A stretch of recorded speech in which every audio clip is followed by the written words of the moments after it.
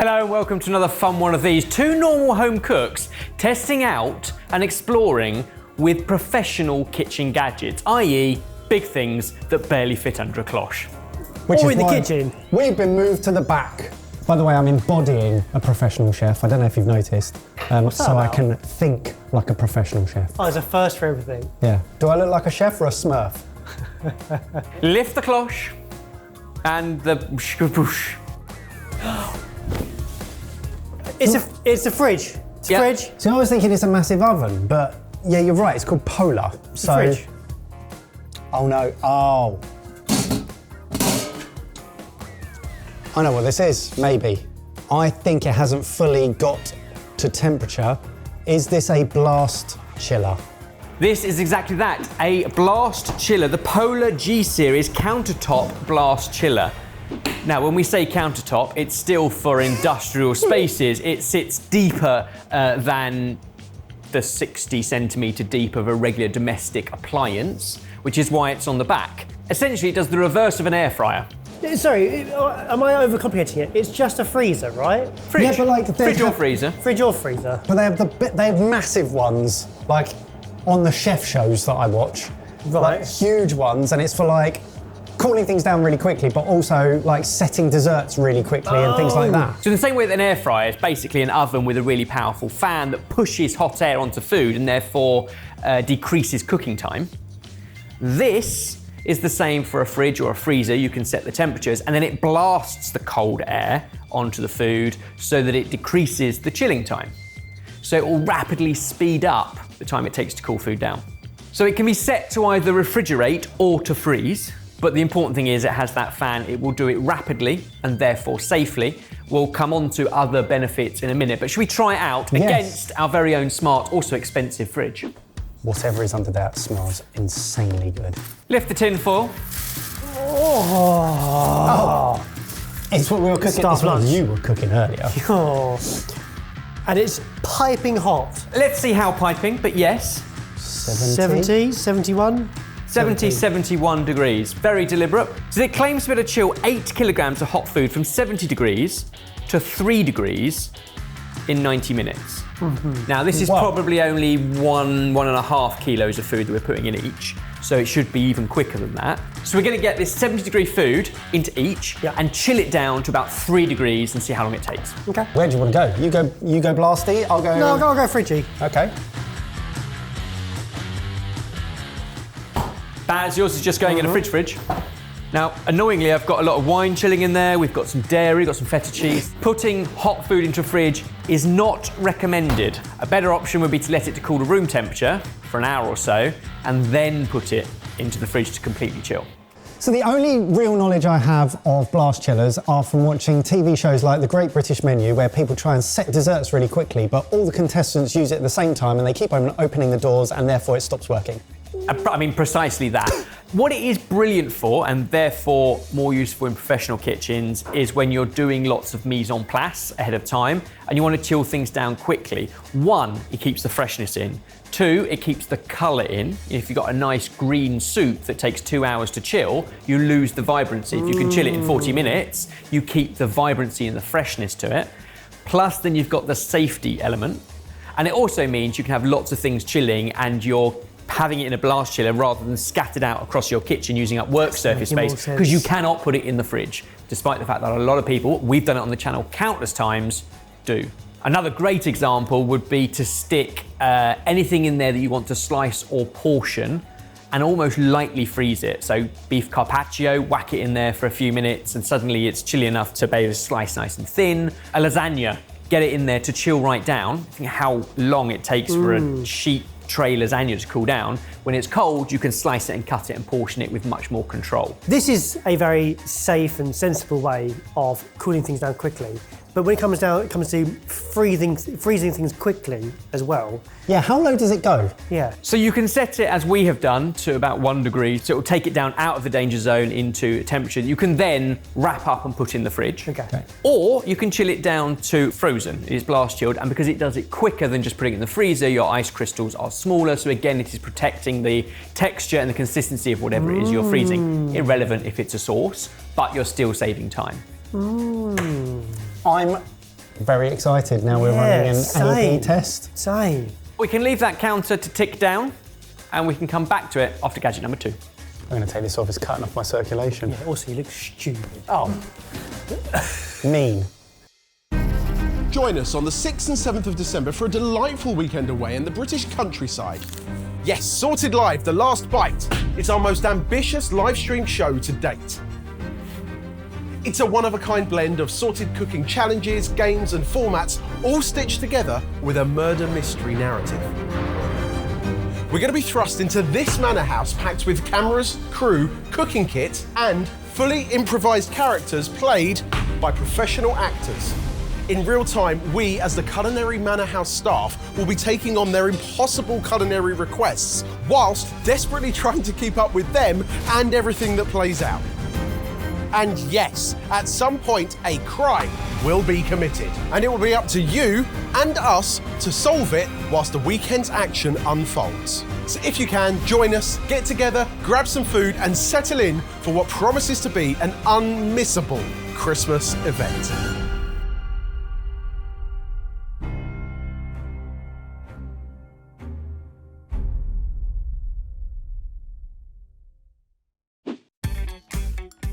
Number 2, I think you might quite like this one, Baz, but no, you cannot take it home.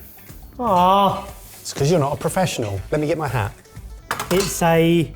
It's not a milkshake maker. Stainless steel version of the Aperol Spritz machine, is it? So you got 2. Hello. Okay, It's got to be a juice. 2 shoes. It's a juicer. It's a fancy juicer. This is the Chiedo ES700, the latest generation top-of-the-line juice extractor with automatic pulp ejection. What do you think about juices? We have a juicer at home. It gets used very regularly, and I've had a few over the years. But no matter what, it's always a messy job. It's always puddles everywhere. Everything's dirty, and it's a pain in the arse. This, designed for professional environments, cafes, juice bars, hotels, can do up to 160 litres an hour. An hour? Whoa. We're This going to is play with great. it for a couple of minutes. Do you want to go? Yeah. Yeah, amazing. Presents for you. That's not going to go then. Whole apple, where's the biggest one? No. What's the biggest one? Oh! Baz, are you impressed with its 7.5 centimetre shoot? I am very impressed by the fact you can fit an entire apple pear inside that. That's Which means you therefore don't even have to spend the time cutting anything up. quartering stuff up. Great. Now, brand new design and choice of materials means it's one of the quietest machines ever if you want to switch it on. Sorry, no juicer is quiet.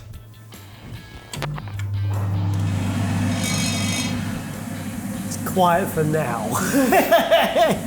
Nice. Now we've got a mixture of things, apples, carrots, pears, quartered pineapple, ginger, do make a little bit smaller. Push it in, obviously no fingers in the chute, that's what the plastic plunger is for. It should juice out the front And pulp out the back. and eject pulp out the back into your bin. Is it going to bounce back up again? Yes. Apple done. That was effortless. Was it? A little bit of drama and a lot of juice. Wow. Do you want a pear? You show off. Single digit, nice and quiet. There we go, that's lovely. Juicer. Maybe a carrot. I think apple, pear and carrot's a nice combo. Hardy though. Very hardy, yeah. A little bit of ginger as well, that'd be nice. Even easier. Look, pinky. Wow.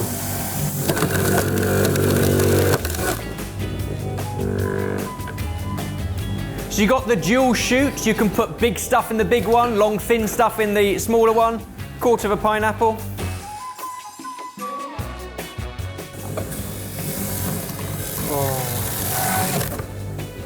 Bye. Look at that. All gone. Switch it off. First thing I have to say, It smells nice. there's no leakage, there's no mess anywhere to be seen, which is unheard of for juicing at home. Brown means it's good for you. Go on, juice boy. That was an apple, a pear, half a cucumber, 2 carrots and quarter of a pineapple with a little chunk of ginger. You don't have to chug it. It's actually really delicious. It's not needed even that. like, oh, that tastes That too is much of carrot. But that's Absolutely great. gorgeous. It's also got a ring, a plastic ring that sits between the mesh and the grater, which prevents the pulp from backfiring, basically means you do get a cleaner juice. And they say it can do up to 160 litres per hour, which means even just serving 20 juices a day, it pays for itself in 6 weeks. It will absolutely do that. What I was really interested and impressed by, I was expecting there to be some sort of pulp or texture. It really is So just completely clean. it is completely clean. Just so you know, I mean, the thing with fresh juices is it is good to juice and drink. Yeah. They will discolour over time unless you're adding in preservatives to keep their colour. If you now take the bin out, you can see the pulp ejection. Now, bearing in mind, this pulp can still be used to make fruit leathers, it can be composted, it can be added to certain dishes to bulk out and add huge amounts of fibre. Generally speaking, though, would be considered waste. It's just that it's compostable. And then if you clunk the big handle forward and down, it comes apart really easy, and it's the bits that get dirty, and the only bits that get dirty are very washable, dishwasher safe too. So the lid, that's all dishwasher safe. That mesh is magnetised to the bottom, but just pulls out if you get your finger under it. There we go. That comes out. Black ring around the outside also comes out, and that's also dishwashable. Everything is really easy to clean. How does this compare to your home juicing? You're in a different world. I wanna know. This bit on a home juicer is the most fiddly, annoying thing because you can never quite get everything out, and also the entire thing discolours over time because it's plasticky. Bearing in mind, if you know Joe, the juice bar, you know, they have a menu of 12, 16, 20 different juices, which are different recipes, and you get to know what you want to put through it. I want to know how much it costs, so I can see you to react I don't want to to how know. much it costs. Because in my head, in my own little world, You think you're going to buy one of these? this is going to fit really nicely in my utility room. Under your Christmas. Don't say that! So when you pay £3,213 for this, Okay, it's a lot. That's much more than I was thinking, and you can't have one now. Ha ha ha ha. Yeah, you're right. They've got you because in the juicing world, it's all down to the machine because the produce is relatively cheap. yes, it's an expensive machine. We have only hired it, not bought it. So while it's in the building, we're going to juice enough juice for the whole team. You've got a tray of stuff. This made a claim that it can juice stuff quicker than you can feed it. So challenge on. Ready? Go.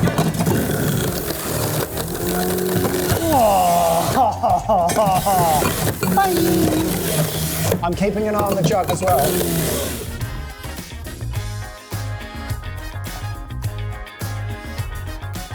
We have two very different juices here. One is all the ginger and pineapple. Sit the cucumber in that one. Job done. That is extraordinary. 43 seconds. Wow, yes! So litres of greatness, and one final question. Does this gadget deliver prestige performance? Very good. Nice. Or is it juiceless and useless?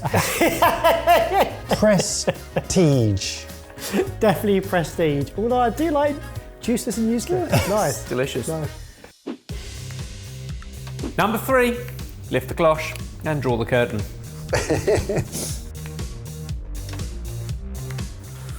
Oh, that looks weighty. Okay, it looks really angry. I think the word you're looking for is heavy duty and robust. Oh, yeah. There's a big hand with a big red line through it, which I'm assuming means don't touch. We have another slicer. Spongy slicer. I love these things. I don't know what it slices. Oh, wait a minute, look down here. There's grids. So there's slices, and it's got a grid underneath it. So Like it's gonna French fries. Like fries. No, is that too thin Why to would be you fried? slice that way and that way? Dicer, it's a dicer. Unlike our juicer, this is a veg prepper. And depending on the discs you put in, Oh, yeah. multiple different things. Now, it's called the Howdy Combi Cutter CC34 Veg Prep Machine. Catchy. It's powered by a 1 kilowatt motor and can process up to 2 kilograms per minute. Oh my 2 gosh. kilos a minute. I love how efficient these things are. Okay. There's various blades, and therefore there's various things we're going to try out. Let's start with the first. Yes. So open it up so we can see what's going on inside. Slides apart, lift up, and be careful because they're blades. But the first one is a slicing rotating disc. Okay. And then you've got the option of a second blade. That one will dice stuff. Careful. Be careful because obviously it is sharp, but that's your dice. So we'll start off with some diced tomato. Quite a fiddly job to do. Yeah, messy, difficult to get consistency.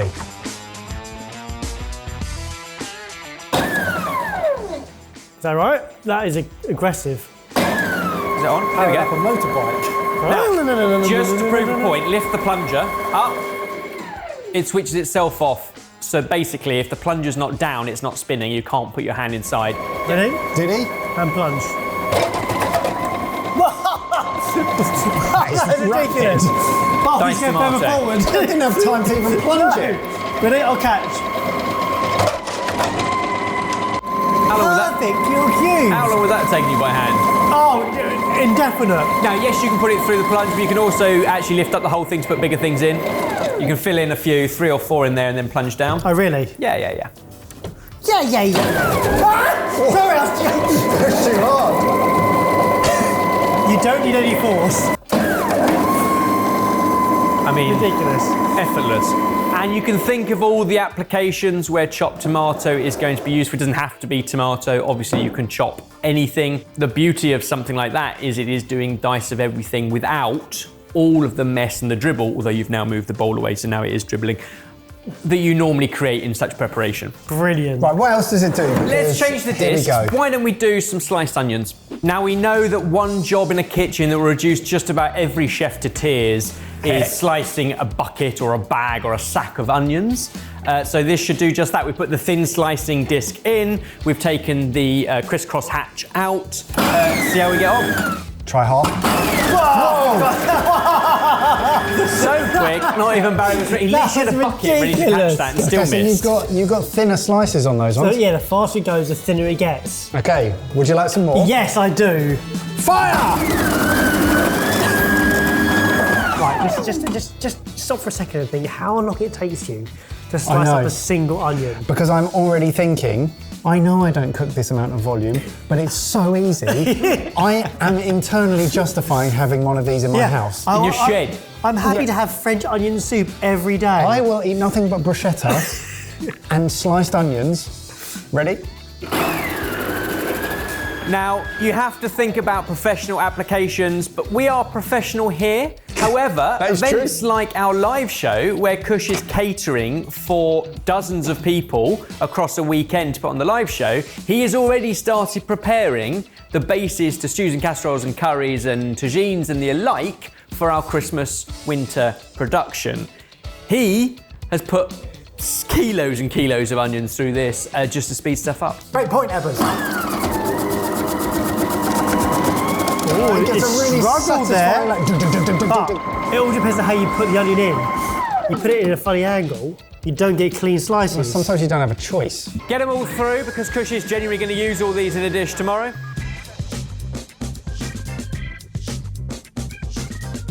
One last one. Now think if you are doing burgers and fried onions for a football stadium full of fans, you need kilos and kilos and kilos of onions sliced. These will then soften down over a long period of time. You're absolutely right, things like French onion soup, but actually the base to any stocks and soups and casseroles need volumes and volumes of onion. It doesn't have to be perfect slices like onion rings, but it gets the job done. Would you like to try something else? I never want to stop. Can we try let's just chop up things like, I don't know, bottles. Let's just try everything. Let's do something with spuds. Now, in between doing onions and potatoes, take out everything that's sharp. That black disc can come out as well. And just with a cloth, it's really easy to wipe out and scoop into your bowl. Oh, yeah, that's it. That's all the washing up. Yeah, I mean, because it's onion, you definitely want to clean it with soapy water and stuff. But the other thing to remember is we're demonstrating this. If you're doing a job, you do all 20 kilos of onions, then you wash it once. We've only done 2 kilos. Potatoes. See what happens when you spit through that? So this time we've just put a slicing disc in with the julienne cutter. Yes. Julienne of Spuds, perfect for matchstick crisps.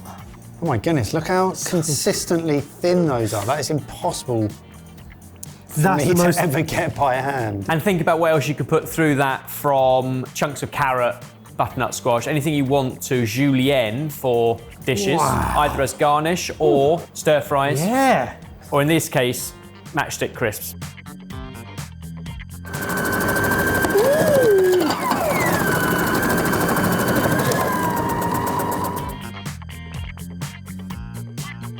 I love it. How much is it?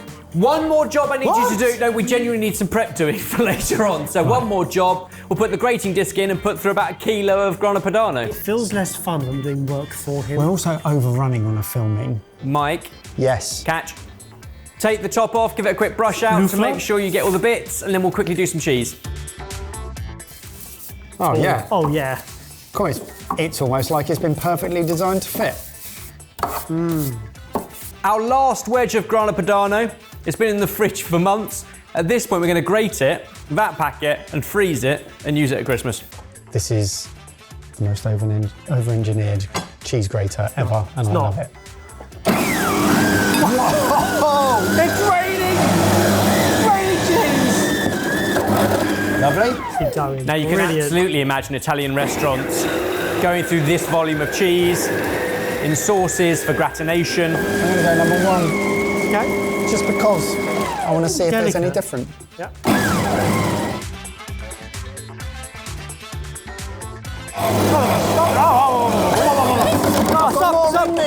I've got more in me! Wow. A bowl of perfectly grated cheese. Again, think of the applications, whether you're in a pizzeria, a pasta joint, throwing handfuls and handfuls into soups to gratinate on top of dishes and baked al forno things. This is where volume is so much easier than using a microplane. I reckon that's $4,000. No, it's $1,000. Think about the beauty of portion control, which means out of that tomato, you're not wasting any. It's justified. Consistency, time and labour saving, so your chefs can concentrate on the things that the human hand does need to do, and the tasting and the seasoning and the finishing of dishes. This comes in at just over £2,000, well, nearly £2,100. It's a ridiculous amount of money, but for the amount it's going to get used, and for the long life I think it will live, being made like that, I could see this one, of all of them so far, paying itself off the quickest. It's brilliant. It's brilliant. Yeah. And it works so well and so consistently. And I think this is the machine that every single crappy slicer, dicer, plastic kitchen gadget that we review on Amazon. Held against now from now on. Well, no, that's what people want. Yeah, that's what they aspire to. They don't need in volume. They just want the ease and the fun of being able to go. Brilliant. In which case, one final question: is this gadget at the cutting edge of kitchen greatness? Yes. Oh, double whammy. Very good. Or are your veg prep dreams diced? No, the first one. It's brilliant. Cutting edge. It's great. I would, if money wasn't an object, I'd have this. It'll make me so lazy, but it would be amazing. Let's go back to our blast chiller to see how that's getting on.